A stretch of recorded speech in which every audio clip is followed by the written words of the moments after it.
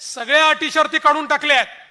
काही काळजी करायचं कारण नाही. 15 वर्षापूर्वी लग्न होऊन एक भगिनी इकडे आली आहे, पण आता तिचा रहिवासी दाखलाच नाहीये, तर काय करायचं? कुठल्याही तहसीलदाराकडे जाण्याची आवश्यकता नाही. 15 वर्षापूर्वीचं मतदार यादीतलं नाव चालेल, 15 वर्षापूर्वीचं रेशन कार्ड चालेल, 15 वर्षापूर्वीचं घराचं डॉक्युमेंट असेल ते चालेल.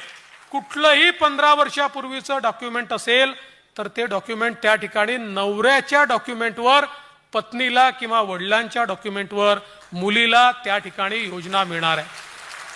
उत्पन्नाच्या दाखल्याकरता कोणालाही रांग लावायची आवश्यकता नाही, कारण ज्यांच्याकडे पिवळे आणि केशरी रेशन कार्ड आहेत अशा सगळ्यांना त्या ठिकाणी ही योजना लागू करण्यात आलेली आहे. त्यामुळे ते कार्डच त्यांचा उत्पन्नाचा दाखला समजला जाईल.